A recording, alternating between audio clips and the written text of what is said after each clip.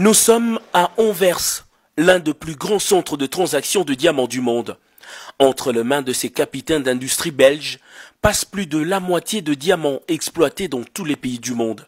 Le passage du chef de l'État congolais Félix-Antoine Tshisekedi dans ce coin de négoce marque la reprise effective de la coopération économique entre la RDC et la Belgique dans les domaines de mines. La filière diamant constitue un des domaines clés de la coopération belgo-congolaise avec plus de 26 millions de carats importés de la RDC par la Belgique pendant les 4 dernières années. Une situation qui sera sans doute améliorée grâce à ce protocole d'entente signé entre les centres congolais d'expertise, d'évaluation et de certification de substances minérales précieuses et son équivalent en Belgique, le Centre mondial de diamants d'Anvers. Ce protocole, qui s'inscrit dans une perspective de coopération gagnant-gagnant, vise dans le respect des droits en vigueur de deux pays, le développement d'une relation préférentielle et entièrement transparente. Le chef de l'État Félix-Antoine Tshisekedi lui tient fermement aux retombées de ce partenariat. Je suis conscient que les efforts de mon gouvernement à eux seuls ne suffiront pas pour l'accroissement de la production escomptée. C'est pourquoi les portes de mon pays seront largement ouvertes à ceux qui souhaitent y venir pour investir, car nous regorgeons dans notre sous-sol aussi bien le diamant industriel que celui de joaillerie.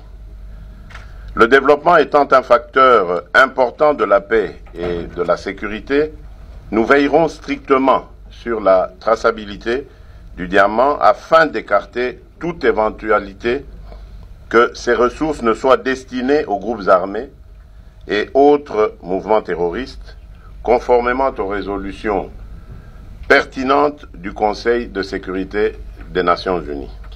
Le président de la République a rassuré à ses diamantaires anversois de sa volonté à protéger les investisseurs qui viendront et travailleront dans les normes.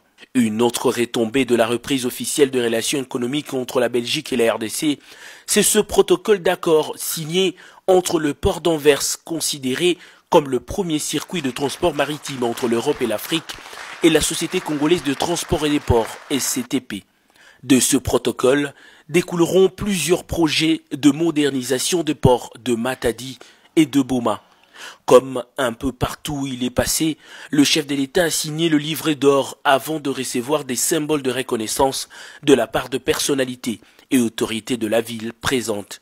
Le président de la République, Félix-Antoine Tshisekedi, a visité une grande partie du port d'Anvers au cours d'une randonnée, question de se faire une idée sur les projets liés à la modernisation des ports.